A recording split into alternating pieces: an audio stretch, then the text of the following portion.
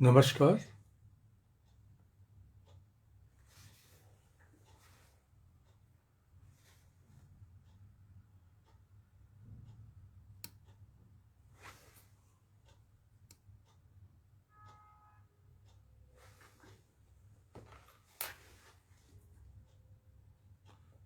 आवाज आई क्या मेरी? आवाज आई?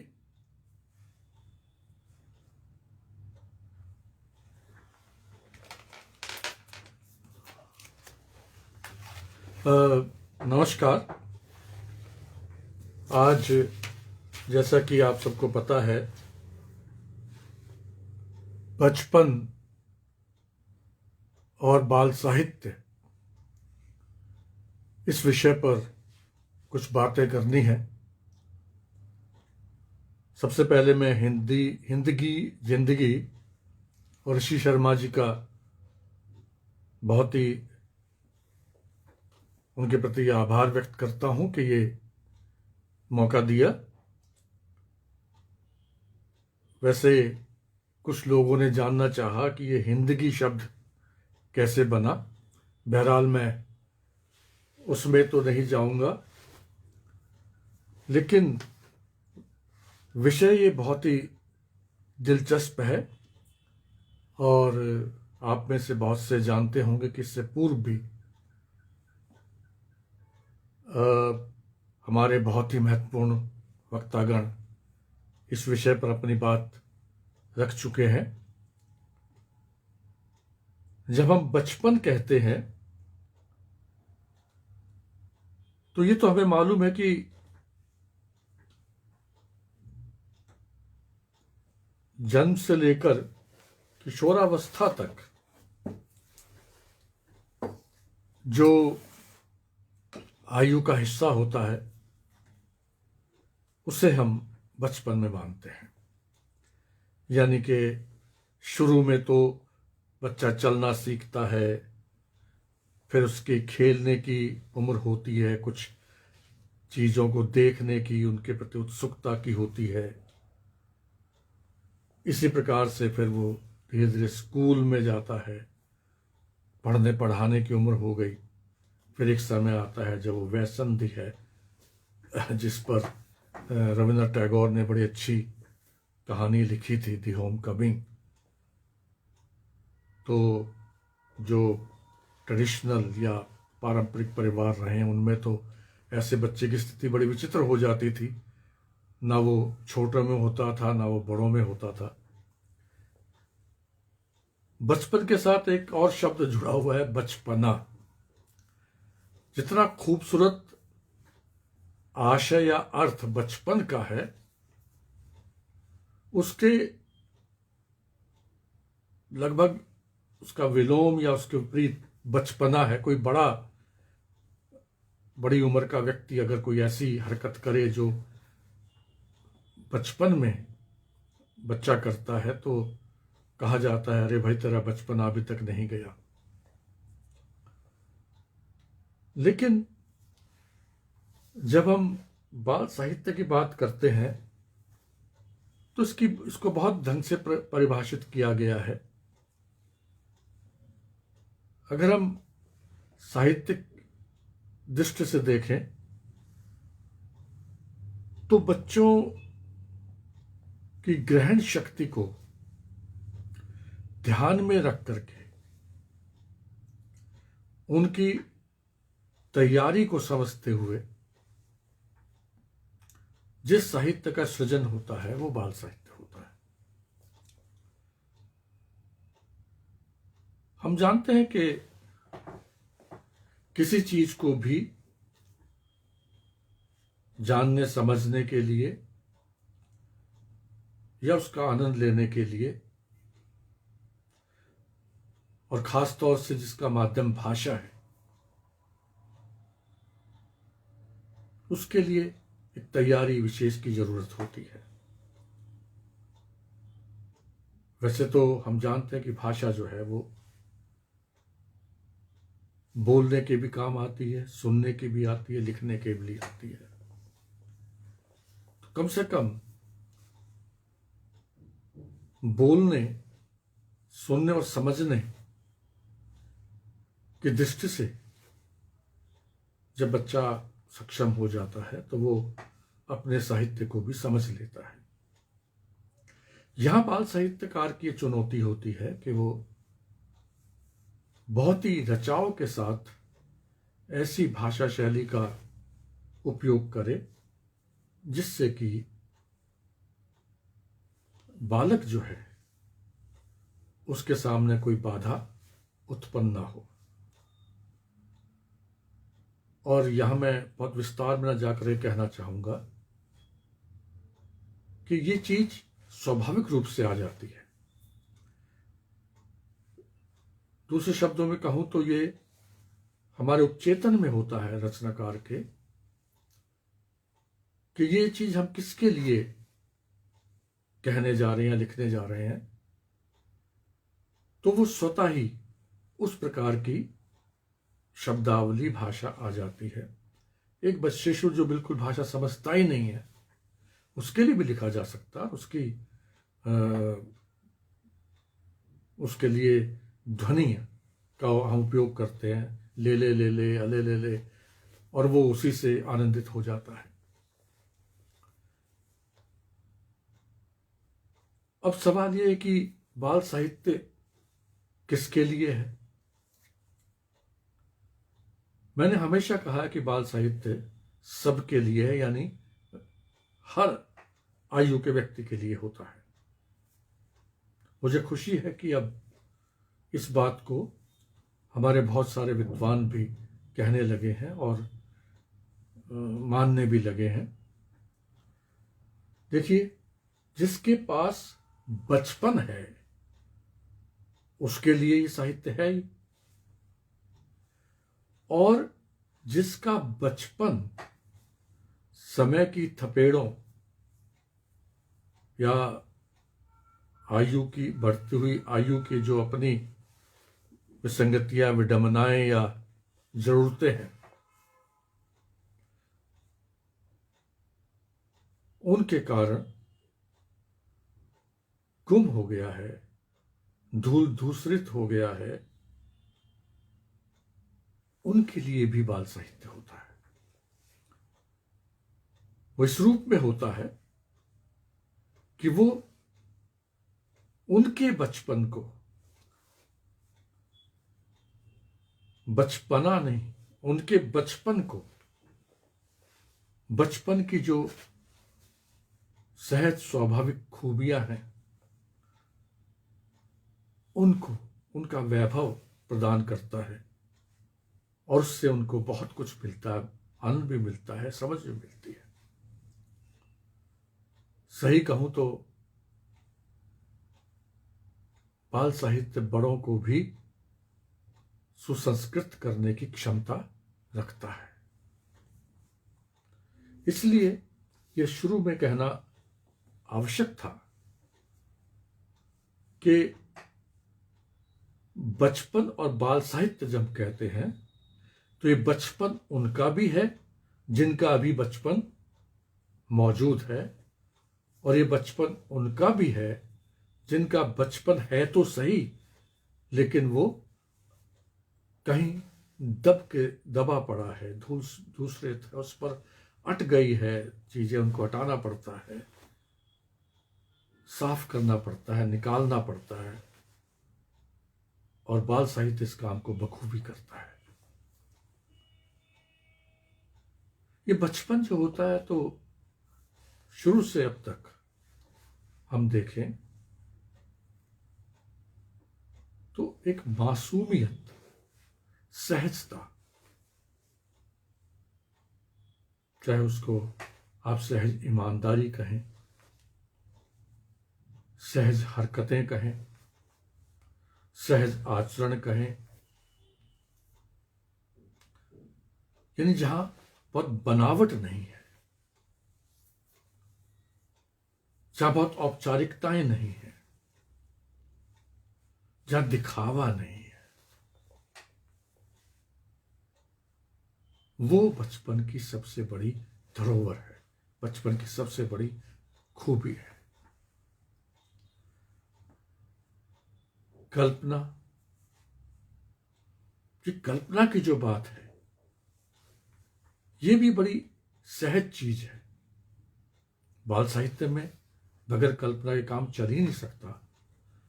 और बच्चे में भी कल्पना करने की एक सहज प्रवृत्ति होती है, जिज्ञासा। आप सब गहराई से देखिए, कभी देखिए बच्चे को कितना जिज्ञासु होता है।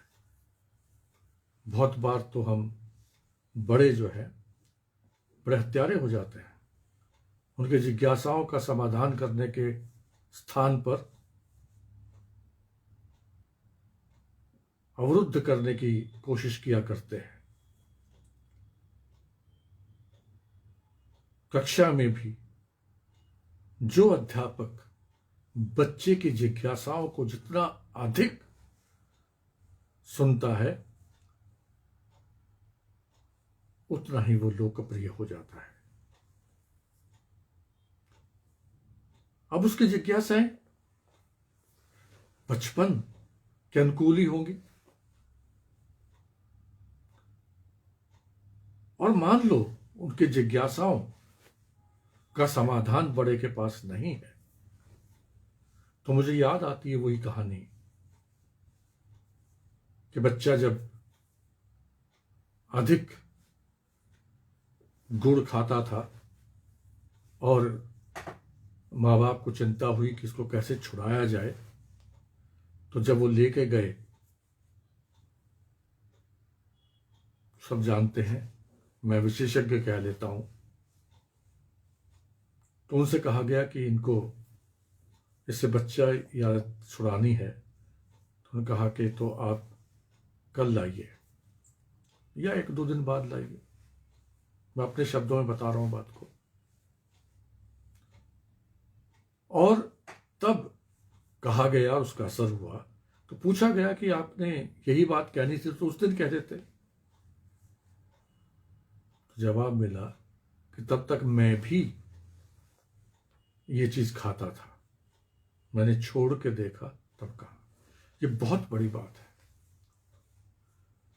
बच्चा अपने परिवेश से, अपने बड़ों के आचरण से बहुत अधिक प्रभावित होता है। इसीलिए आज का बाल साहित्य इस क्षेत्र में भी दखल डालता है। अगर आप आज के हिंदी बाल साहित्य को पढ़ेंगे तो बड़ों की इस प्रवृत्ति को भी वो माफ नहीं करता। यही बाल मनोविज्ञान भी है। किन परिस्थितियों में बच्चा किस प्रकार से व्यवहार करता है और वो क्यों करता है, और उसके लिए कौन जिम्मेदार हो सकते हैं, ये आज के बाल साहित्य की भी का भी सरोकार है, अच्छे बाल साहित्य।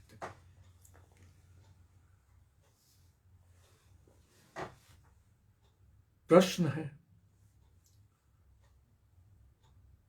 बहुत बड़े विद्वान हुए हैं पश्चिम के, उन्होंने कहा है उत्तर से ज्यादा प्रश्न महत्वपूर्ण होता है। आपके मन में प्रश्न जगे तो उत्तर तो उसका मिलेगा, आप खोज लेंगे। अगर प्रश्न की ही प्रवृत्ति नहीं है बचपन से, तो फिर सोच लीजिए कि विकास जो है वो सही दिशा में नहीं है। इसलिए जरूरी होता है कि इस प्रकार की का वातावरण प्रवेश दिया जाए जहां प्रश्न जन्मे। प्रश्न अपने आप भी जन्मते हैं और प्रवेश भी उनको ऐसा वातावरण दे, दोस्ती का और तरह का, जो अपनेपन का, आत्मीयता का, कि प्रश्न जो है वो करने की छूट समझे और करें। बचपन के साथ शरारतें सहज स्वाभाविक रूप से जुड़ी हुई हैं। बड़े होकर के जो अपराध हो जाता है वो बचपन में शरारत होती है। किसी की अच्छी सी चीज़ देखी और धीरे से, वो नहीं देता, धीरे से चुपके से उठा के खा ली। ये शरारत है। वो नुकसान पहुंचाना नहीं है, उस तरह से चोरी नहीं है जिस तरह से बड़े होने के बाद हम कह सकते हैं। अगर आपके अनुभव में आया हो तो बहुत सारे बच्चे कक्षा के बाद बाहर अपने अध्यापकों की नकल भी उड़ाते हैं या कोई नाम ही दे देते हैं। ये उनकी प्रतिभा है बचपन वाली, ये अपराध नहीं है उनका। इसको भी किस प्रकार से सहज भाव से उनका इस दिशा में भी विकास हो, ये भी बाल साहित्य का एक सरोकार हो सकता है।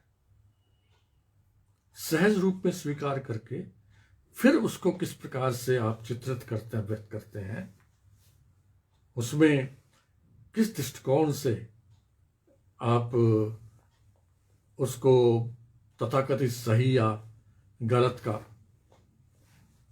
जामा पहनाते हैं, ये जरूरी होता है। मैं ये नहीं कह रहा कि वो जो सहज भाव से करते हैं और गलत होता है, वो आगे जाके नुकसान पहुंचा सकता है, उसको होने दें। उसको रचना में वो सहज भाव से हो और धीरे से इस रूप में उसमें कोई मोड़ आ जाए कि बच्चा खुद भी सोचे, मैं ऐसा करता हूं, मुझे ऐसा तो नहीं करना चाहिए था, या ऐसा करना चाहिए था। ये बात आज के बाल साहित्य में एक चीज और उभरी है। हालांकि शायद ये शेखर एक जीवनी जो अज्ञे जी का उपन्यास था उसमें आया था। पहले बच्चा जब प्रश्न करता था, ये समय विशेष और के जो अपनी मर्यादाएं होती हैं, अपने तरीके होते हैं, वो भी कारण होते हैं, फिर वो बदलते हैं परिस्थितियोंवश, तो उनमें चीजें और कहने के ढंग भी बदलते हैं। पहले अक्सर ये होता था, और ये तो 70-80 साल से पुरानी बात है, कि बच्चा पूछता था मैं कहां से आया हूं, जवाब मिलता था चिड़िया के घोंसले से। उस समय विशेष के लिए बात उन मर्यादाओं में रही होगी ठीक, लेकिन आज का बाल साहित्य जो है वो चिड़िया के घोंसले से नहीं, सीधा कहेगा मां से, मां के पेट से आता है बच्चा। ये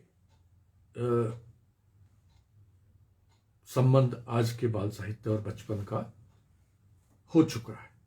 कि मैंने एक ही उदाहरण दिया और बहुत से उदाहरण दिए जा सकते हैं। शरारतों की बात की तो मुझे अपनी शरारतें भी याद आ गई, एक दो कर लेता हूं, बता देता हूं।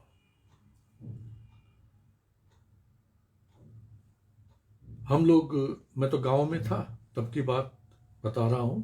हालांकि मेरा बचपन जो है यानी 5वीं कक्षा तक गांव में बीता था, उसके बाद मैं शहर में अपने नाना नानी के आ गया था। तो गांव में जब था तो हमारा जो घर था उसका एक, जहां गाय भैंसों को बांधा जाता था, उसका जो छत थी वो छान बोलते थे, यानी कि घास फूस की थी। हम लोग पटाखे छोड़ रहे थे और एक चिंगारी जाकर के उस छान में लग गई, घास फूस के छप्पर में, छत में, और उसकी चिंगारी को हमने देखा लगते हुए। तो मैं और एक और मेरे जो शायद बुआ के बेटे थे, जो भी थे, खेल रहे थे, हम साथ साथ पटाखे छोड़ रहे थे। हम भाग गए। अरे भाई, यानी अभी जो बच्चे को उस वक्त समझ में आया वही करता है। कोई कह सकता है कि बच्चा जो है जाकर के घर में बताता आग लग गई है, ताकि घर वाले समय रहते वो करते हैं। ये कहानी भी हो सकती है और आप उसका ये एंड भी कर सकते हैं, देखिए बच्चा कितना समझदार है। लेकिन एक बच्चा ऐसा भी हो सकता है अपने बचपन में जो डरता है और डर के भाग गया। ये डर के भागना भी गलत नहीं है, सहज स्वाभाविक है। बाल साहित्य ही या मनोविज्ञान को समझने वाला बाल साहित्यकार ही इस चीज को समझता है। तो खैर मैं भाग गया। उसके बाद मेरे पिताजी जो थे, जिनको हम चाचा कहते थे, वो भी देखा उन्होंने मैं कहाँ गया तो ढूंढ ढांड के लाए। और गनीमत ये थी कि बहुत आग लगी नहीं थी, उनको दिख गई थी। सब लोग बाहर ही तो इधर उधर बैठते हैं गांव में, और बुझा ली गई थी। तो मैं जब पिताजी के सामने पड़ा तो बहुत डरा हुआ था। और उन्होंने पूछा भाई क्या हुआ, तो कहना पड़ा पटाखा छोड़ रहे थे और ये हो गया। डरते हुए, और पता ऐसा लग रहा था जैसे शायद पिटाई हो। आप जानिए, मेरे पिताजी ने कहा कि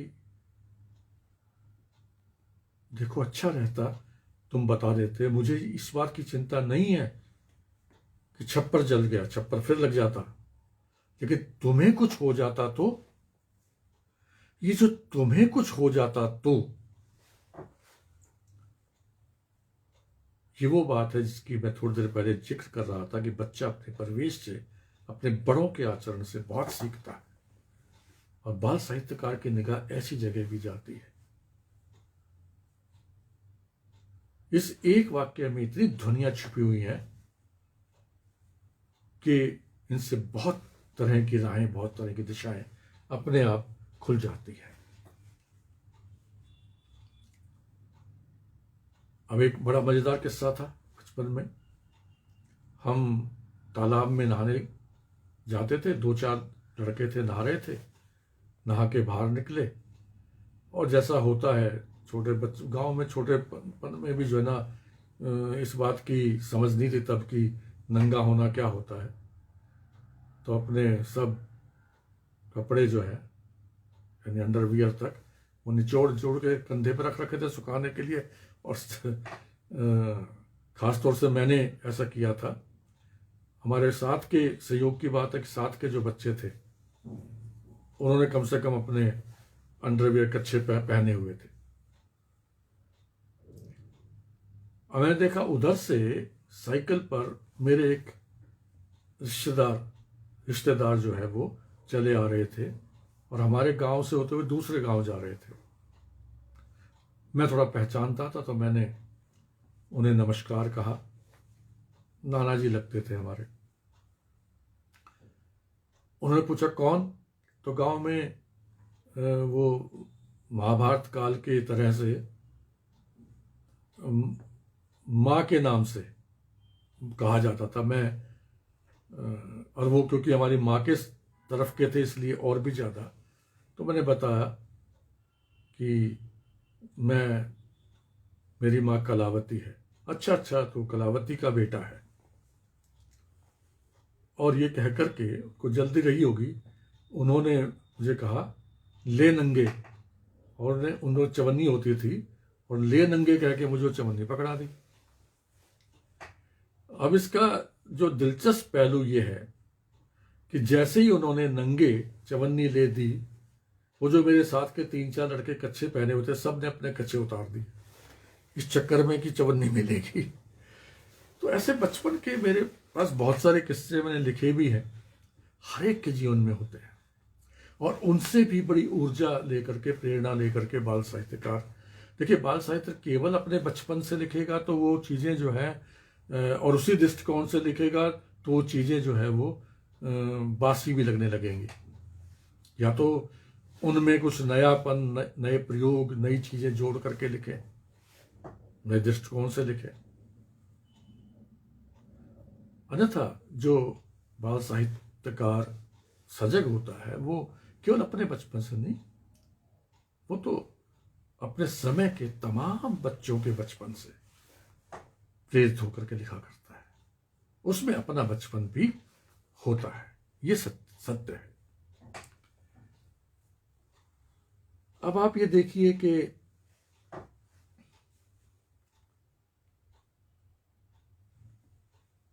मुझे एक, क्योंकि मैं कोरिया में रहा हूं तो वहां की बात मैं बराबर करता हूं।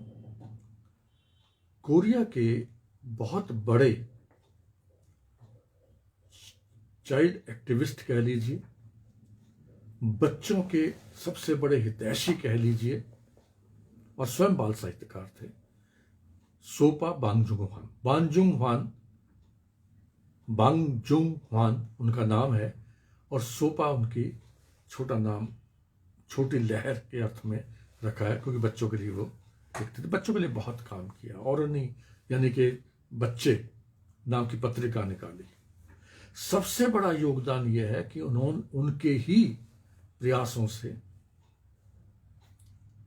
और बच्चे को जो महत्व देना है, इस भाव ने कोरिया में बाल दिवस को जन्म दिया था। यानी सोपा बांगजुन ह्वान को कोरिया के बाल दिवस का श्रेय जाता है। वो सिर्फ 32-33 वर्ष की आयु जी पाए, लेकिन बहुत बड़ा काम कर गए। उन्होंने 1922 में इसकी बाल दिवस की बात उठाई, 23 में पहली बार हुआ, और कोरिया जो है जापानी साम्राज्यवाद से 1945 में आज़ाद हुआ, और इस प्रकार से तब के बाद ऑफिशियली 1 मई को ये मनाया जाने लगा। लेकिन 1 मई क्योंकि मजदूर दिवस होता है, इसलिए बाद में 5 मई से बाल दिवस मनाना शुरू कर दिया, और अब 5 मई को बाल दिवस होता है। बाल दिवस का अर्थ वहाँ पर बहुत बड़ा उत्सव होता है। बच्चों के प्रति बड़ों की क्या जिम्मेदारी होती है, उसको सारे बड़े समझते हैं, और वो बच्चों का ही दिन होता है। बाल दिवस केवल एक औपचारिक तरह से नहीं मनाया जाता, सच्चे रूप में मनाया जाता है। ये मैं जानबूझ के बता रहा हूं ये बात। उन सोपा बांगजुन ह्वान ने 2 बातें बड़ी महत्वपूर्ण कही थी।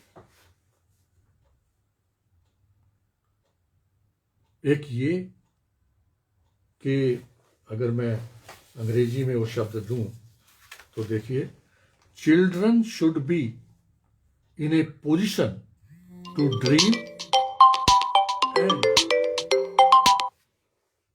children should be in a position to dream, and they deserve the same respect as the adults. देखिए, जिस मनुष्य के पास, पाश ने कहा है, बहुत बड़े कवि हुए पंजाब के, कि जिस दिन मनुष्य के सपने मर जाते हैं वो मनुष्य ही मर जाता है। बाल साहित्य भी बच्चों को सपनों की स्मृति देता है, और बच्चा भी सपने देखना चाहता है। जिस अर्थ में मैं सपने को ले रहा हूं आप समझ रहे हैं। और दूसरी बात जो महत्वपूर्ण कही कि बच्चे को भी उतना ही आदर मिलना चाहिए, इसको अंडरलाइन कर लीजिए, जितना बड़ों को मिलता है। यानी बच्चों का आदर करो। और महत्वपूर्ण बात की, बच्चों के अधिकार होते हैं। कम से कम मैं अपने बाल साहित्य में कोशिश करता हूं कि इन बातों का ध्यान रखूं कि बच्चों के सपने होते हैं, बच्चों के अधिकार होते हैं। अधिकार होना क्या है? वहां तो उन्होंने कहा, उनका बहुत बड़े पार्क में इनके मूर्ति लगाई हुई है, और वहां पर वो एक तरीके से खोदे हुए हैं उन्होंने, बच्चों के क्या अधिकार हो सकते हैं। यानी बच्चे के लिए खेल का मैदान बनाना ये बच्चे का अधिकार है। बच्चे के लिए अच्छी शिक्षा होना ये बच्चे का अधिकार है। मैं जोड़ देता हूं, बच्चे के लिए उत्कृष्ट बाल साहित्य होना ये बच्चे का अधिकार है।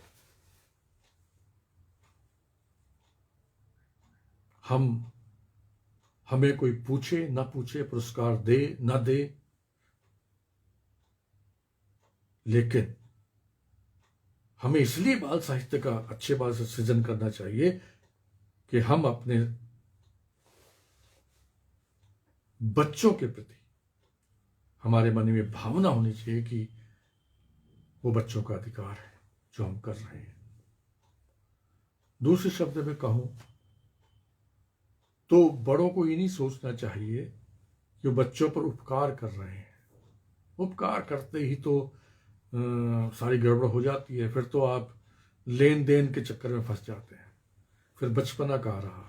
बचपना लेन देन के चक्कर से मुक्त होता है, और बाल साहित्य बड़ों को भी इस लेन देन के चक्कर से मुक्त करता है। वह भी ये सिखाता है, नहीं, जो आप ये कर रहे हैं ये इसलिए कर रहे हैं कि आपको करना ही चाहिए।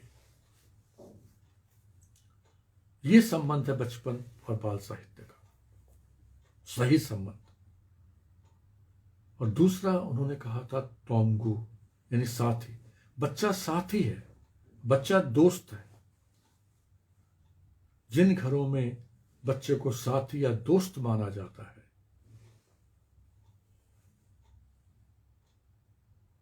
वहां आप देखिए वातावरण ही दूसरा होता है। बच्चा ना तो अकेला अपने आप को समझता है। आज के बहुत सारे परिवारों की समस्या है कि बच्चा अकेला पड़ गया, लेकिन जहां ये संबंध है दोस्ती का, साथी का, वहां बच्चा अकेला नहीं है। वहां आपसी विश्वास है। ये बहुत जरूरी हो गया है। ये केवल राजनीति में या बड़ों में ही नहीं, बच्चे और बड़ों के बीच के में भी आपसी विश्वास बहुत जरूरी है। ये जो हम यौन शोषण आदि सब देखते हैं बच्चों के स्तर पर भी, उसके समाधान में ये दोस्ती और साथी का जो भाव है बहुत काम देता है। वरना बच्चे संकोच से डर के मारे बता भी नहीं पाते। बाल साहित्य यहां पर भी दखल देता है। आज अनेक कहानियां हैं, कविताओं में मिलेगा, नाटकों में मिलेगा, है कम लेकिन है। मेरी अपनी कहानी है सॉरी लुलू, उसमें ये चीज आई है। एक छिंदवाड़े की बाल रचनाकार भी हैं और बच्चों के लिए बहुत काम कर रही है, शेफाली शर्मा। उन्होंने एक पुस्तक ही लिखी है कविताओं के रूप में, पढ़ी जानी चाहिए। तो बच्चा दोस्त है, ये बहुत बड़ी बात है। और इसीलिए यहां पर मैं दूसरों से, किसी विद्वान से लेके कह रहा हूं, अब तो मेरी अपनी बात भी हो गई है, के लिए नहीं मत लिखिए, का लिखिए। बच्चों के लिए नहीं, बच्चों का लिखिए। के लिए होते ही आप बड़े हो जाते हैं, बड़े बुजुर्ग हो जाते हैं, जिनको उपदेश देना है, जिनको शिक्षित करना है, जिनको अपने आप को बच्चों पे लादना है। और का होते ही आप उनके समकक्ष आते हैं। मैं बच्चों का साहित्य रचता हूं, उनके समकक्ष। वो मेरे दोस्त हैं, मेरे साथी हैं, उनके लिए मैं रच रहा हूं। और जब इस दृष्टि से आप रचते हैं तो आप देखिएगा कि सृजनात्मक साहित्य जो है, अब बहुत सारा जो लिखा जा रहा है, उसमें से आप अच्छा चुनने की आप में शक्ति आ जाएगी। अच्छा कौन सा है पता चल जाता है। कहाँ आप हर वक्त जो है ना बस डंडा लेके बैठे हुए हैं कि ये करो, वो करो, फलाना करो। ऐसी शैली में बहुत लिखा हुआ है, अभी भी लिखते हैं। अब पहले जो लिखा गया है वो ठीक है, उस समय ऐसा था, जैसे मैंने वो उदाहरण दिया था कि बच्चा कहाँ से आता, मैं कहाँ से आया, चिड़िया के घोंसले से, ठीक है। लेकिन आज क्यों ऐसा? अगर आप बच्चों के अधिकारों के प्रति सजग हैं, अगर आप बच्चों को अपना साथी और अपना दोस्त समझते हैं, तो आपके साहित्य में ऐसी बात नहीं आएगी। दोस्त दोस्त को भी बताता है, समझाता भी है। तो आज का बाल साहित्य समझ साझा करता है, समझ को लादता नहीं है, दूसरे को कमतर समझ के, हीन समझ करके और अपने आप को कोई बहुत बड़ा विद्वान ज्ञानी समझ करके नहीं लिखता। आज का जो श्रेष्ठ बाल साहित्य है वो पिरोता है समझ को, पिरोएगा ही, वो तो आएगा ही आएगा, क्योंकि आपके पास अनुभव है। और वो इस ढंग से आता है उनकी कविताओं में, कहानियों में, नाटकों में, संस्मरणों में और तमाम अन्य विधाओं में कि बच्चा, अरे ऐसा भी होता है, उसको वो बोझ नजर नहीं आता।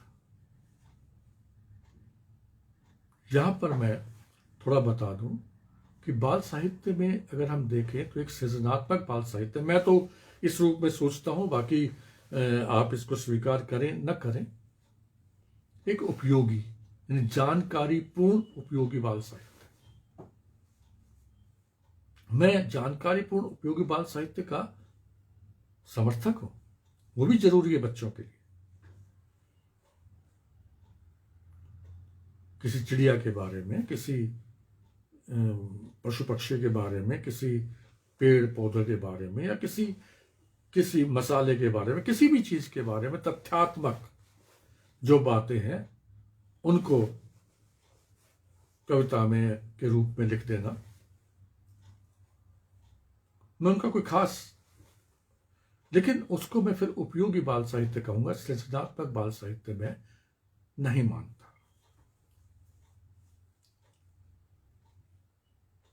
सृजनात्मक बाल साहित्य में विषय होता ही नहीं है। सोच करके देखिए, सृजनात्मक बाल साहित्य में अगर विषय के रूप में हम पेड़ देखते हैं, हम बहुत सारे बच्चों को ही कहें पेड़ के बारे में बताओ, एक तरीका यह है कि जो पेड़ के बारे में उन्होंने तथ्यात्मक दृष्टि से जाना है वो उसको बता देंगे। एक कहेंगे आप पेड़ को जिस रूप में सोचते हैं उस रूप में बताइए।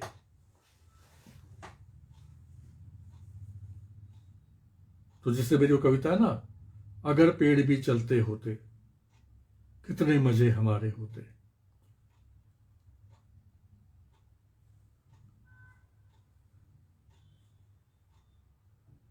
जहां भी हमको भूख सताती तोड़ मधुर फल उसके खाते, अगर पेड़ भी चलते होते कितने मजे हमारे होते। अब यहां जो कल्पना का जो कह सकते हैं सौंदर्य है, या पेड़ के जो नाना रूप हैं वो किस प्रकार से बच्चे की जिंदगी का अंग बनते हैं, वो बात आ रही है। ये विषय पेड़ नहीं है, कोई और उस पेड़ पे और ढंग से लिखेगा। तो कहना ही चाहता हूं कि विषय को जिस रूप में साहित्यकार अपने भीतर जज्ब करता है और उसकी फिर कलात्मक अभिव्यक्ति करता है, वो सृजनात्मक रचना होती है। तो अनुभव की कलात्मक अभिव्यक्ति जो होती है वो सृजन होता है। और ये सृजन जो होता है, जैसा कि निरंकार देव सेवक ने भी कहा है, मैक्सिम गोर्की ने भी कहा था, और मैं भी मानता हूं, ये सृजनात्मक बाल साहित्य जो होता है इसकी रचना प्रक्रिया बड़ों के साहित्य की रचना प्रक्रिया से अलग नहीं होती। इसलिए मैं बाल साहित्य को भी बड़ों के लिए लिखे साहित्य के एकदम समकक्ष मानता, उतना ही महत्वपूर्ण है।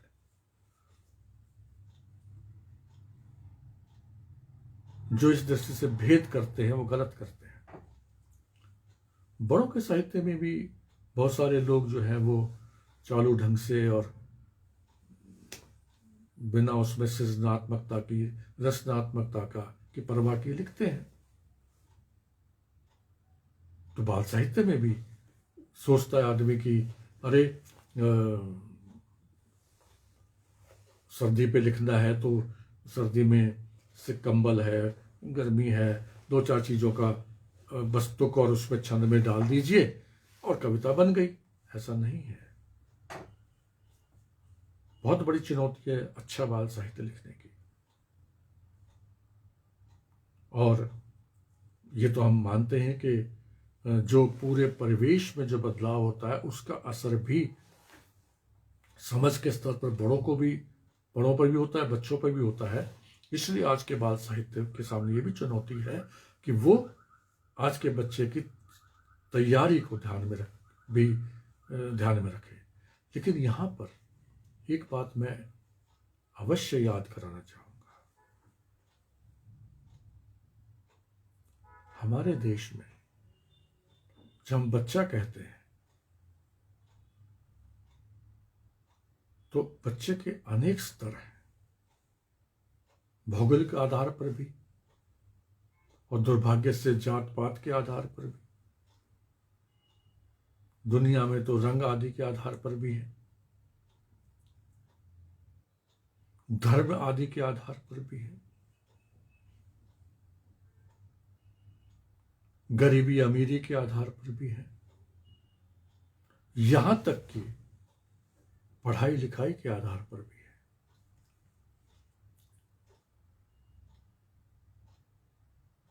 झोंपड़ियों में रहने वाले बच्चे भी हैं, बड़े घरों में रहने वाले भी हैं, बड़े घरों में आने वाली बाई के बच्चे भी हैं, जंगलों में रहने वाले आदिवासियों के बच्चे भी हैं, दुर्गम पहाड़ी स्थलों पर रहने वाले बच्चे भी हैं, और सबके अपने ढंग के खान पान, तीज त्योहार, भाषाएं भी हैं।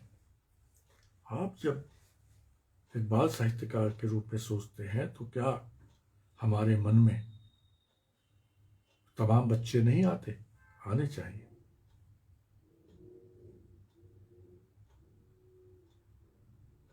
और उसके लिए आपको बाल साहित्यकार के रूप में प्रयत्न तो करना पड़ेगा, बच्चों के बीच जाना पड़ेगा। मुझे ये मौका मिलता है तो मुझे बहुत अच्छा लगता है और मैं वहां से ढेर सारे अनुभव लेके आता हूँ। मैंने किसी कार्यक्रम में बताया था कि ऐसी बस्ती में मुझे जाने का मौका मिला। मैं सोचने लगता था कि वहाँ के बच्चे इतने प्रतिभाशाली होते, इतने कल्पनाशील होते हैं, इतने जिज्ञासु होते हैं, और वहाँ से बहुत सारी चीज़ें, बहुत सारे अनुभव ऐसे आए जो मेरे लिए कच्चे माल के रूप में मेरे साथ आए और मैंने सृजन किया। बड़ों का भी अच्छा साहित्य ये इसी रास्ते से गुजरता है। तो बचपन जब हम कहते हैं तो बचपन से जुड़ा हुआ है। कहाँ का बचपन, कैसे बच्चे का बचपन। मैं बड़ों के कविता जगत से बाल साहित्य के साथ बाल साहित्य लिखना शुरू किया। ऐसा नहीं कि बड़ों की कविताएं छूट गई हो, तो लिखता ही हूं मैं, संकलन बराबर आते ही हैं, लेकिन किन्हीं की प्रेरणा से मैं बाल साहित्य में आया था। और मैंने पाया कि कोई अंतर नहीं है। कभी वो बड़ों के लिए भी सृजन होता है और कभी बच्चों के लिए भी होता है। जबरदस्ती का कोई कुछ मुझे करने की आवश्यकता नहीं होती, सहज भाव से होता है। जो जबरदस्ती का करते हैं उनको जबरदस्ती ही पढ़ना पड़ता है और जबरदस्ती ही लादना पड़ता है। देखिए, सृजनात्मक साहित्य, अब ये बात स्पष्ट हो गई है, उसमें से कुछ अंश भले ही आप पाठ्य पुस्तकों में लगा दीजिए, लेकिन पाठ्य पुस्तकों का जो उद्देश्य है उस उद्देश्य से सृजनात्मक साहित्य का उद्देश्य थोड़ा भिन्न होता है। सृजनात्मक साहित्य का जो पहला उद्देश्य है वो मनोरंजन या आनंद देना है, उसके बाद वो समझ साझा की जाती है। पाठ्य पुस्तकों का उद्देश्य थोड़ा अलग हो जाता है, वो शिक्षित करता है।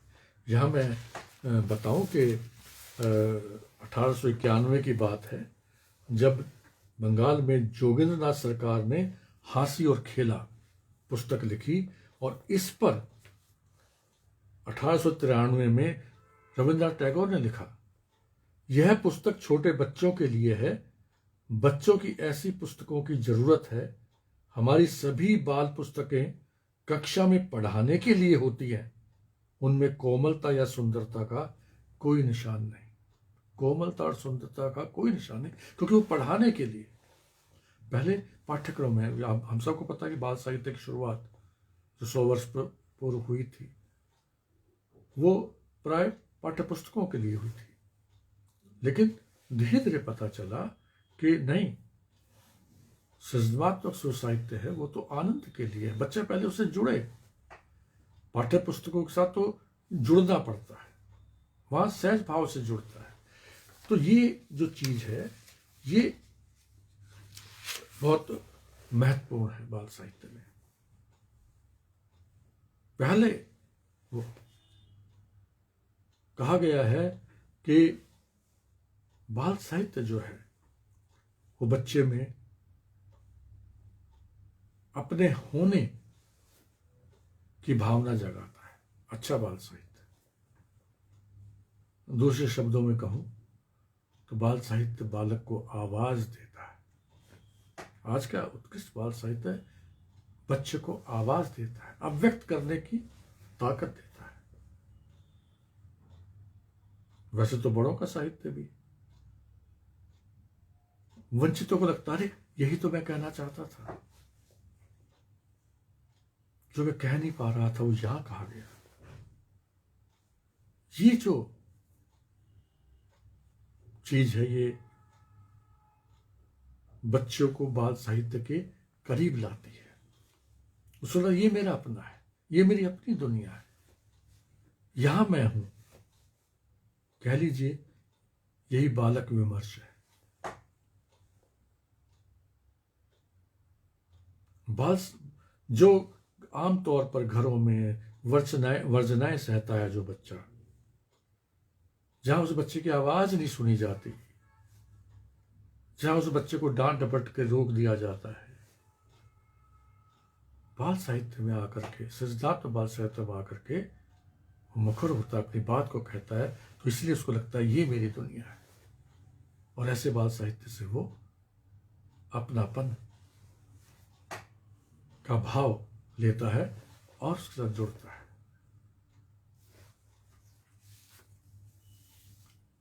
ये जो चीज है, यानी कि बच्चे का चाहे वो सांस्कृतिक विकास हो या भौतिक विकास हो, सब में बाल साहित्य योगदान देता है। लेकिन यहां फिर जोड़ दूं, केवल बच्चे के लिए नहीं, हर आयु के व्यक्ति के लिए। मेरे बाल साहित्य में तो बच्चा कह सकता है अपनी माँ को, माँ ठीक है आपको गुस्सा आ रहा है मेरी किसी बात पे, तो ठीक है आप गुस्सा कर लीजिए, लेकिन आप उतना गुस्सा मत कीजिए कि आपकी सेहत खराब हो जाए।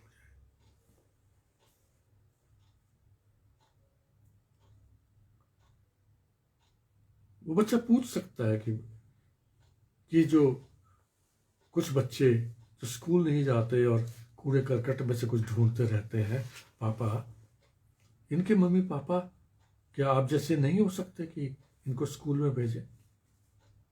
उसकी रेंज उतनी नहीं है कि वो सरकार पे समाज पे टिप्पणी करे, लेकिन अपने मम्मी पापा से इस प्रकार की बात कह करके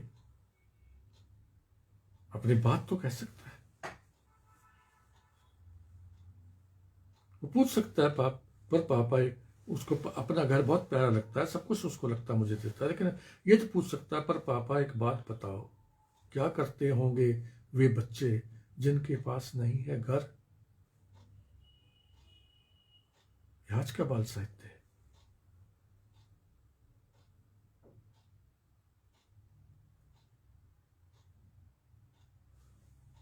रेलगाड़ी में सभी धर्मों के लोग बैठे हैं, बात कर रहे हैं, गपशप कर रहे हैं, तो बच्चे के मन में आ सकता है ऐसा क्यों नहीं हो सकता। देश बाहर तो बड़ों की दुनिया में तो यही होता है।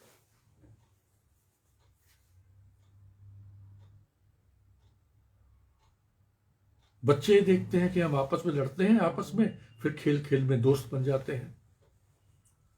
जब मम्मी पापा को या बड़ों को लड़ते देख रहे हैं तो वो भी सोचते हैं काश हमारे बड़े भी बच्चे होते। तो आज का बाल साहित्य हर आयु के लिए है, लेकिन बचपन और बच्चे के लिए इसलिए है क्योंकि उसका पूरा जो अव्यक्ति तंत्र है वो बच्चे के ग्रहण शक्ति के दायरे में आ जाता है।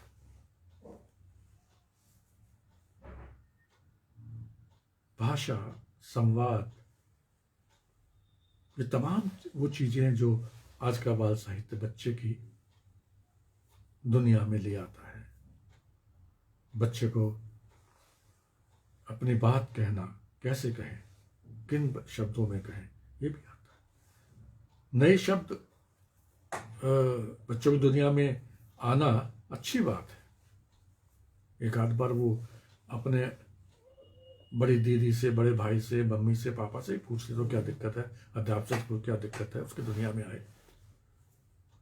लेकिन ये भी है और ये अच्छी बात है कि बहुत सारे साहित्यकार अपने आसपास के बच्चों की जो दुनिया है और वहाँ की जो लोक तत्व हैं उनको भी ला रहे हैं, और ये बुरी बात नहीं है। मैंने जो बताया था बड़ों से मैं इधर आया था तो वहाँ ये कहना चाह रहा था मैं कि हमारा जो समय था 8वें दशक में जब हम उभर कर आए थे तो एक बहुत बड़ी चीज़ हमने सीखी, सकारात्मकता और स्थानिकता, स्थानीयता। हमने लोक से, लोक भाषाओं से, लोक शैलियों से अपनी कविताओं को बहुत समृद्ध किया था। और इसी प्रकार से सकारात्मकता, नकारात्मकता बच्चे को कहीं नहीं ले जाती, निराशा की ओर, अवसाद की ओर ले जाएगी। आप बच्चा किसी भी परिस्थिति में एक राह ढूंढ ले, अपने आप उसके भीतर ये जज्बा पैदा हो जाए कि मुझे राह ढूंढनी है। ये आज का बाल साहित्य कर रहा है।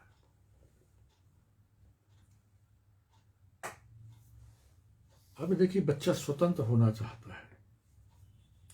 जहां जहां उसको स्वतंत्र होने की भावना मिलेगी, आजादी की भावना मिलेगी, मुक्ति की भावना मिलेगी, वहां वहां वो सबसे ज्यादा खुश और आनंदित नजर आएगा।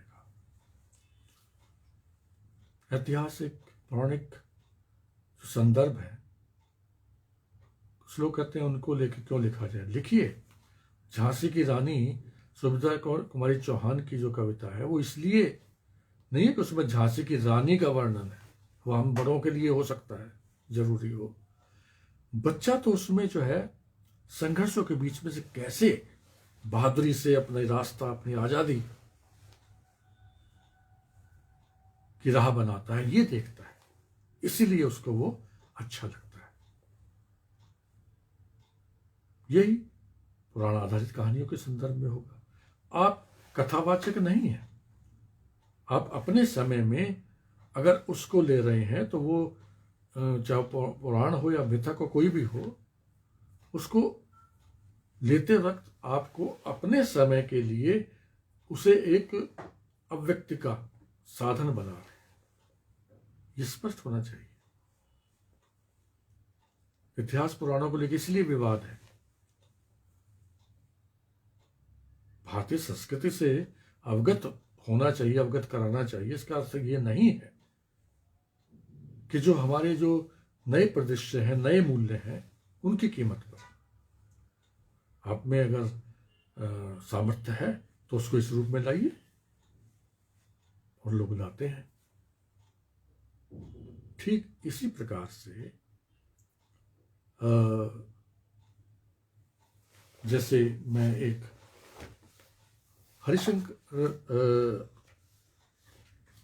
हरिकृष्ण देवसरे जी के बारे में कहा गया है कि वो सब राजा रानी परियों आदि का विरोध करते रहे। हाँ, करते थे, वो नहीं आने चाहिए। असल में जब हम राजा रानी आदि की विरोध करते हैं तो हम विषयवादी ज्यादा होते हैं। लेकिन अगर आप में सामर्थ्य है, प्रयोग करने की ताकत है, तो इनमें ही वो चीज भर सकते हैं कि वो आज की चीज लगे। अब जैसे मैं देवसर जी को कोट कर रहा हूं, ध्यान से सुनिएगा। परिकथाएं हैं,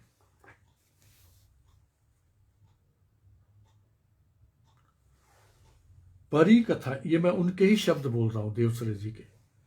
परिकथाएं सदियों से बच्चों का मन बहलाती रही हैं।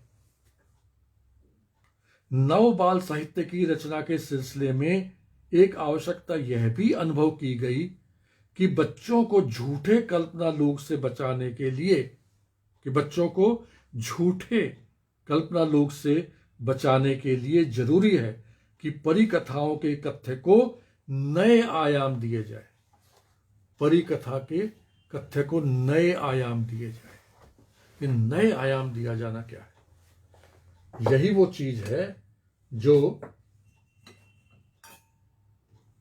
किसी बाल साहित्यकार की सामर्थ्य को सामने लाता है। अगर वो सामर्थ्य है तो आप ले आएंगे। आप परी से, राजा से, भूत से, इससे उससे, अभी किसी ना किसी अगर माध्यम से ये चीजें बच्चे के सामने आती हैं और बच्चा उनको उन्हीं अंधविश्वासों के तहत, सामंतीय मूल्यों के तहत और तमाम जो वो प्रतिकूल प्रतिगामी जो दृष्टियां हैं उनके तहत स्वीकार करेगा तो गड़बड़ हो जाएगी। उनसे कैसे मुक्त किया जाए?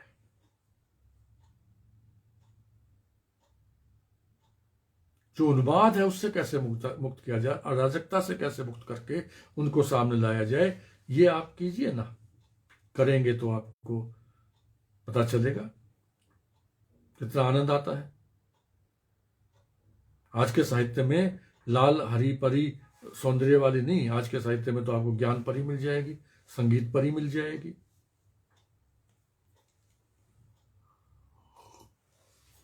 अब आप देखिए ये पंक्तियां, बिना मुकुट के हम हर पल राजा, बिना मुकुट के हम हर पल राजा, बिना महल भी हम हैं रानी, सबको अपना समझे अपनी, है बस इतनी राम कहानी।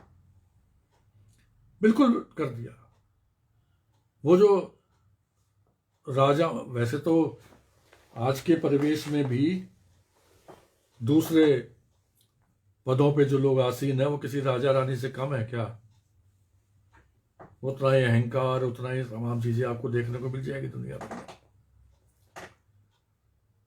गद्दी छोड़ी नहीं जाती, उसका भय जो है सताता है। कभी वो सुप्रीम कोर्ट में भाग रहे हैं अमेरिका में, कभी कहीं भाग रहे हैं। वे कम है किसी राजा से।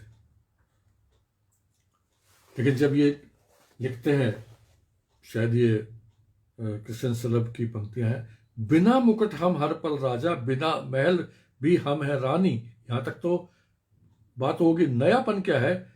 सबको अपना समझें अपनी, है बस यही राम कहानी। ये सबको अपना समझे। अगर ऐसे हो तो क्या दिक्कत है? तो बहरहाल ये भी जो आयाम है बाल साहित्य का, इसके बारे में भी हमें पता होना चाहिए। अब मैं आता हूं वैज्ञानिक दृष्टि और विज्ञान की बातों पर। ये आजकल काफी चल रहा है। देखिए, मैं थोड़ा संतुलित करके चलने वालों में से हूं। अब बूढ़ा हो चला हूं तो हो सकता है कि संतुलित होना ज़्यादा जरूरी है। एकदम से किसी चीज़ को नकार देना और एकदम से किसी चीज़ को स्वीकार करना ये मेरी आदत नहीं है। जो सही लगता है और जितना सही लगता है उतना स्वीकार कीजिए, जितना सही नहीं लगता उसको छोड़ दीजिए, औरों को स्वीकार करने दीजिए। अब कुछ लोग कहें साहब विज्ञान की बातें। अब सवाल यह है कि विज्ञान की अब दूरबीन पर देवश्री जी की किताब है, वो खुद ही कहते हैं कि मैंने यहां दूरबीन की जानकारी देने के लिए। आप दूरबीन की जानकारी देने के लिए कविता या कहानी को रूप के रूप में सिर्फ लेते हैं। इसमें बड़ी बहस है फॉर्म और कंटेंट को लेकर के, आप लोग में से बहुत जानते होंगे। और अंततः ये कहा गया कि हर कंटेंट अपना रूप खुद स्वीकार करता है, खुद लेता है। ज्यादातर ये धारणाएं हैं कि जो रचना का कथ्य होता है वो अपना रूप खुद चुनता है और उसको हम समझने के लिए अलग करते हैं, वरना अलग अलग कर नहीं सकते कि रूप और कथ्य को अलग अलग कर दें। समझने के लिए करते हैं बस। लेकिन जब पहले ही आप ये कह रहे हैं कि साहब रोचक बनाने के लिए, वैज्ञानिक बातों को रोचक बनाने के लिए, रोचक रूप से समझाने के लिए हम कविता कहानी का उपयोग करते हैं, तो यहां जानकारी ऊपर हो गई। जहां जानकारी ऊपर हो गई वहीं सृजनात्मकता खत्म हो गई।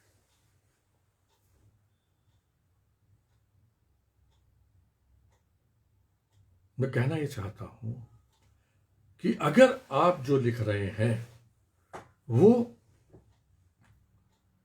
वो रूप उसकी आवश्यकता बन गया है, तब तो ठीक है। ठीक वैसे ही जैसे कि मैं किसी चाय पत्ती की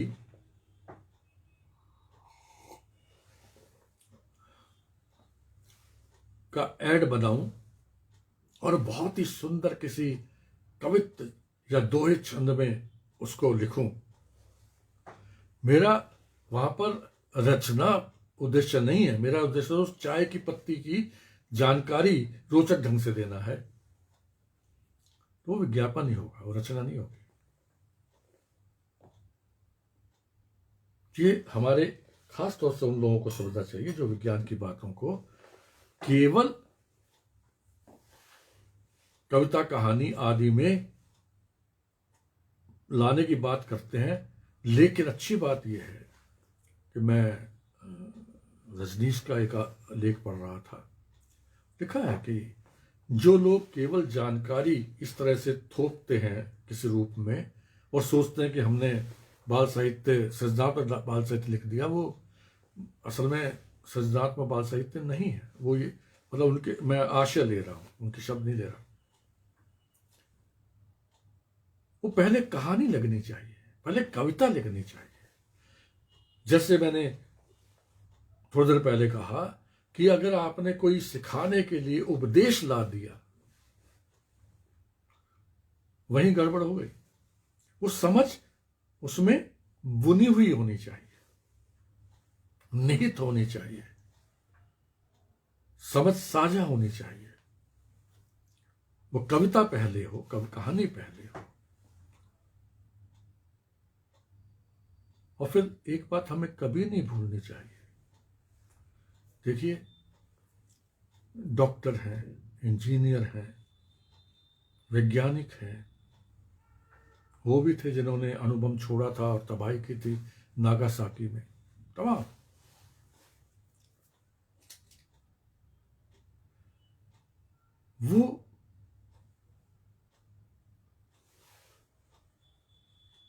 वो चीजें एक सभ्य समाज के लिए जरूरी है। लेकिन साहित्य तो मूल रूप से जो सिखाता है, बड़ों का हो या बाल साहित्य, वो तो मनुष्यता को बचाता है। एक डॉक्टर जिसमें मनुष्यता बची होगी, उसका आचरण क्या होगा? और जिसमें नहीं बची है, वो तो आपको जबरदस्ती जो है अस्पताल में भर्ती करे रहेगा, पैसा कमाता रहेगा, गलत इंजेक्शन भी दे देगा और तमाम चीजें कर देगा। तो साहित्य तो उस जानकारी से पहले मनुष्य को मनुष्य बनाने की तमीज देता है, मनुष्यता को बचाने की कोशिश करता है।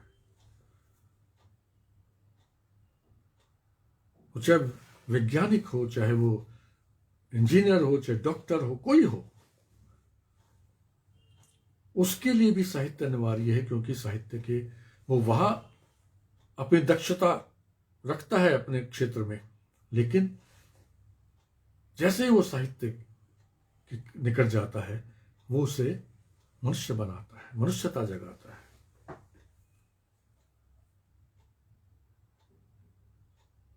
कलिंग पर विजय प्राप्त की अशोक ने, ये एक ऐतिहासिक तथ्य है। साहित्य का विषय क्या है? साहित्य का विषय है, चाहे उस पर इतिहास बोले न बोले, कि किस प्रकार से उस तबाही को देख के, मनुष्य की तबाही, मनुष्यता और मनुष्य की तबाही को देख करके अशोक में परिवर्तन आया। यह साहित्य बताता है। साहित्य में अगर नहीं है कितनी पोशाकें पहनी, कितनी तलवारें चली, कितने घोड़े मरे, घोड़े दौड़ाए गए, आदि आदि, नहीं है, कोई बात नहीं।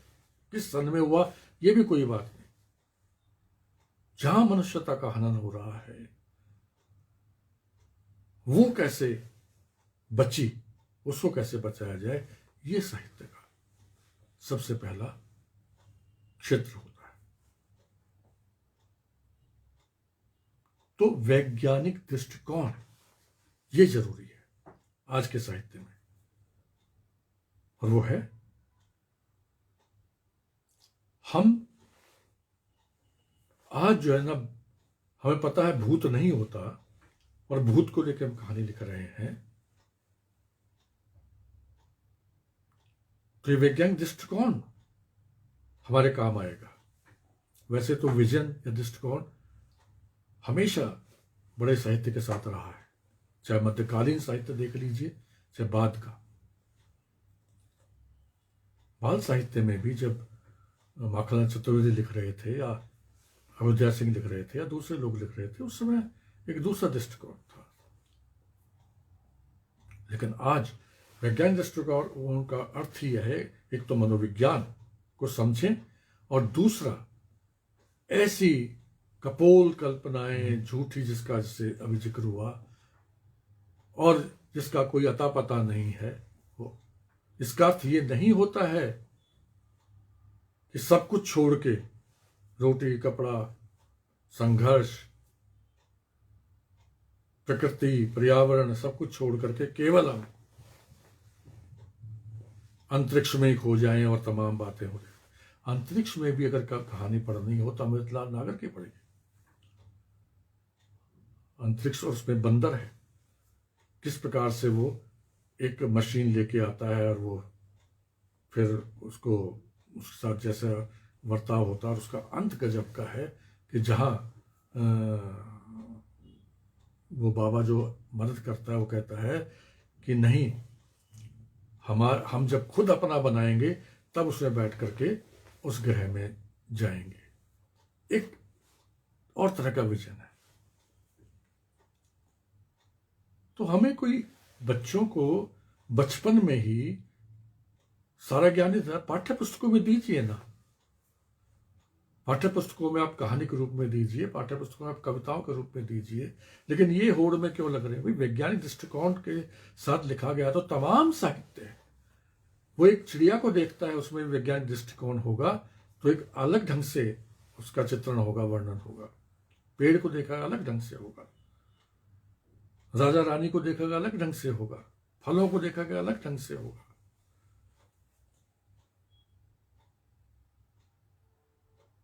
इधर मैं वैसे ही बता रहा हूं, मेरी बेटी है कंप्यूटर इंजीनियर दिशा ग्रोवर, बहुत सारी रचनाएं छप रही है। मैं देख के देखूँ उसकी जो तैयारी वहां की है, वो सृजनात्मक ढंग से एक वैज्ञानिक दृष्टिकोण के रूप में उसकी रचनाओं में आती है। ऐसे बहुत सारे रचनाकार हैं हमारे, वो आती है।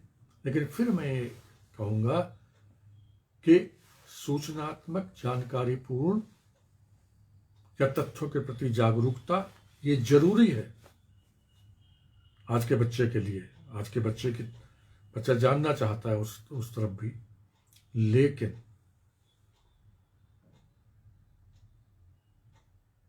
कविता, कहानी को या तो आप रथ और ट्रेन और हवाई जहाज की तरह से बना लीजिए, या उनका अंतरंग हिस्सा बना के रखिए। अंतरंग हिस्सा बनाएंगे तो वो सृजनात्मक साहित्य कहलाएगा। अच्छी बात यह है कि इस बात को हमारे वो लोग भी समझ रहे हैं और कहते भी हैं जो वैज्ञानिक या विज्ञान कथाओं के पक्षधर हैं। मैं तो जहां पर वैज्ञानिक दृष्टिकोण है वो सारी विज्ञान कथाएं ही मानता हूं, चाहे उसमें विज्ञान के उपकरण हो या ना हो।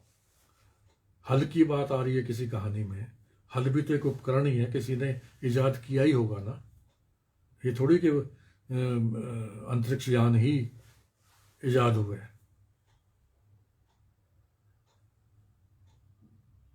जब ट्रैक्टर की बात आती है, बस की बात आती है तो क्या हुआ। बहरहाल बातें बहुत सी हो सकती हैं। मैं समझता हूँ कि समय काफ़ी हो गया है। आप लोग जुड़े रहे, मैं इसके लिए बहुत ही कृतज्ञ हूँ।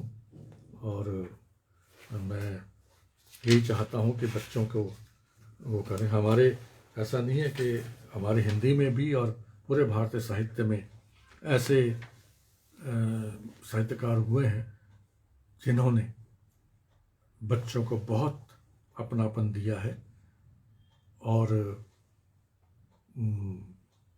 उनसे जुड़ करके लिखा है, उनमें से हो करके लिखा है, साथी बन के लिखा है, दोस्त बन के लिखा है। मैं सिर्फ यहाँ गीजू भाई से तो आप सब परिचित हैं। गुजराती के बहुत बड़े बाल साहित्यकार हुए हैं, इतने देखिए पुराने हैं। लेकिन कब लिखा था उन्होंने मूछानी माँ के रूप में, बालक को ना मारिए, यानी वो बड़ों के लिए लिख रहे हैं एक तरह से। बालक को ना मारिए, मारने से पहले शर्माइए, निर्बल को सताने में शोभा क्या, कमजोर को मारने में बहादुरी क्या, पराधीन को पीटने में पुरुषार्थ क्या, मारने से उन्हें अक्ल नहीं आती, समझ नहीं आती, याद नहीं होता, बिगड़ी बात नहीं सुधरती। मार शारीरिक भी होती है, मार शब्दों की भी होती है, मार भावों की भी होती है, मार अपने आप को लादने की भी होती है, मार अपने बोझ से दूसरे को पीड़ित करने की भी होती है। इन सब से बचकर के लिखा जाएगा तो हमारा बचपन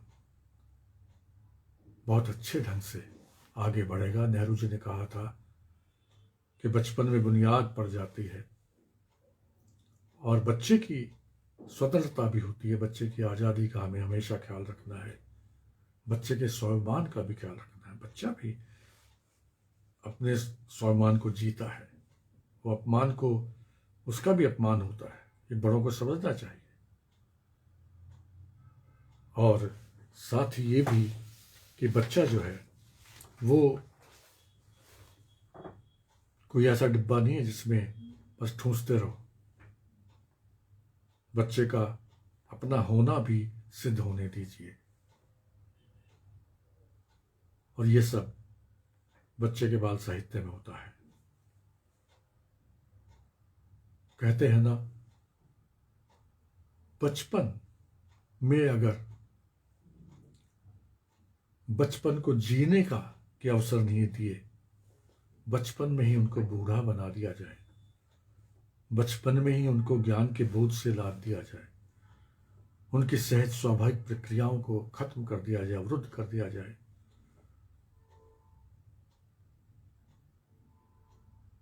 तो फिर क्या बचेगा।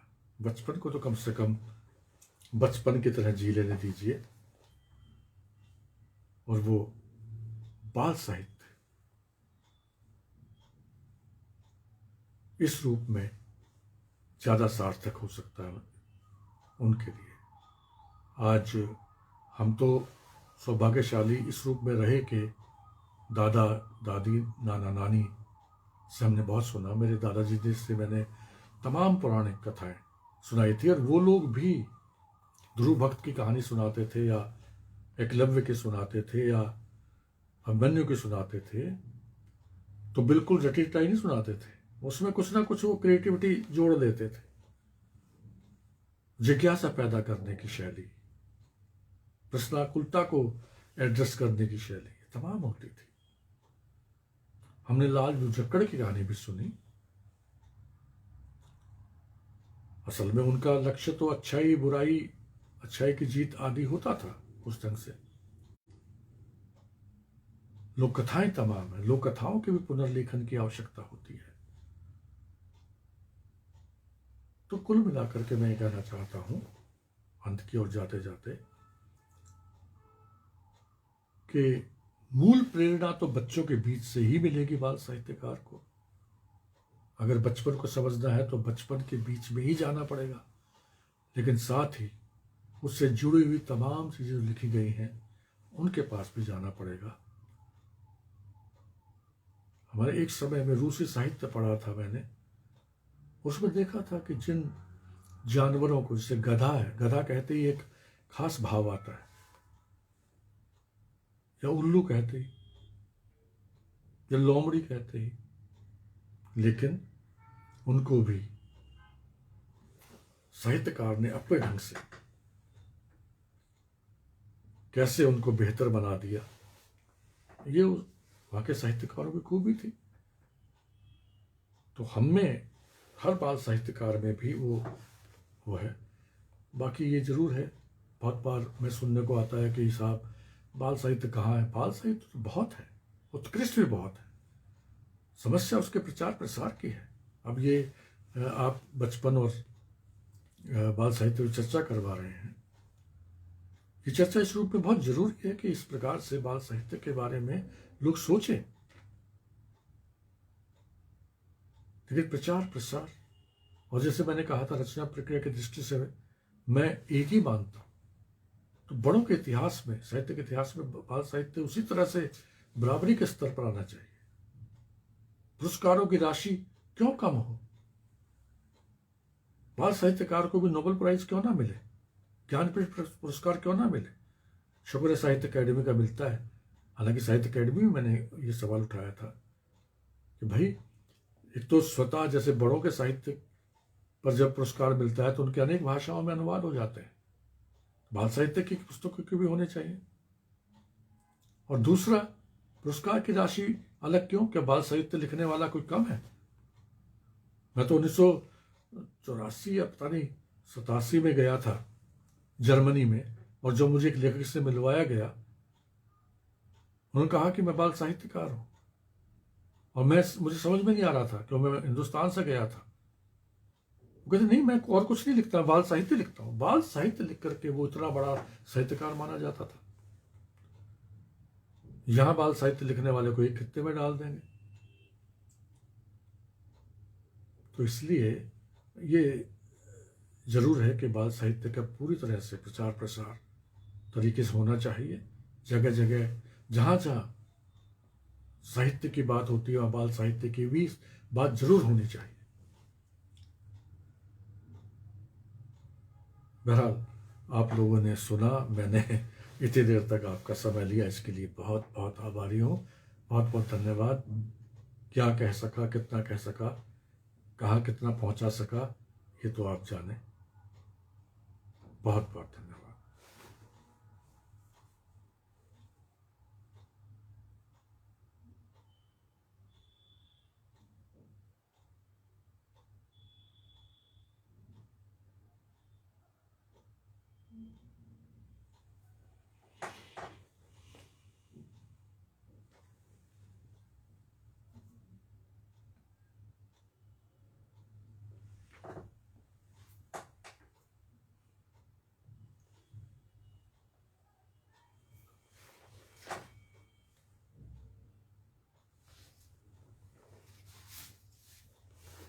जी, मैं सबके कमेंट्स तो नहीं पढ़ पाया, लेकिन देख रहा था बहुत लोग लिख रहे थे। अभी लास्ट तो मैंने पढ़ा, हाँ, चेन्नई में मैं साथ था, वहाँ रुचिका भी है और लिखती हैं काफ़ी।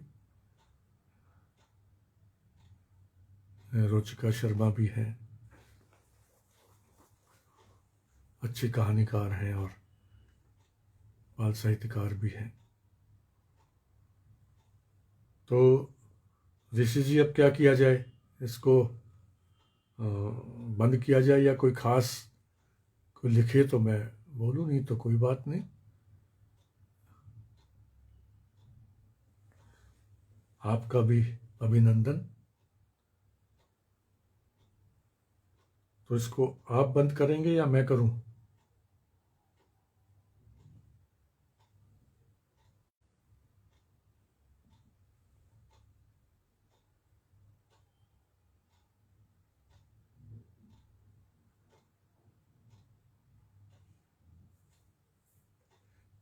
जी बिल्कुल, कविता भाषा में इंसान, और धूमिल जी ने ठीक लिखा था।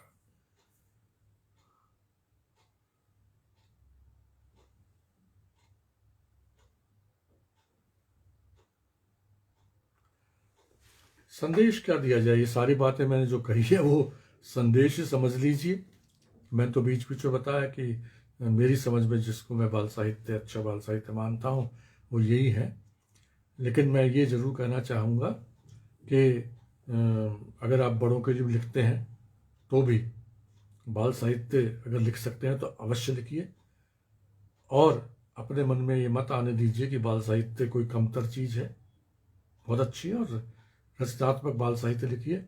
और अगर आप उपयोगी बाल साहित्य लिखते हैं तो वो भी लिखिए, उसकी भी हमारे बच्चों को आवश्यकता होती है।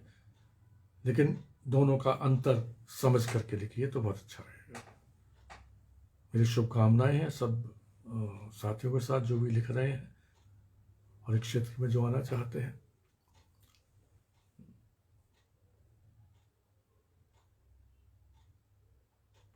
कोरोना की वजह से काफ़ी बाधाएं, लेकिन एक लाभ ये हुआ है कि हमने भी बहुत सारी पुस्तकें पांडुलिपियाँ बनाई और प्रकाशकों को दे दी है। देखिए धीरे धीरे छप करके आएंगी। बड़ों का संग्रह भी आएगा, बाल साहित्य की भी पुस्तकें आएंगी, कम से कम नाटकों की आएगी, संस्मरणों की आएगी, कहानियों की आएगी, कविताओं की भी आएगी।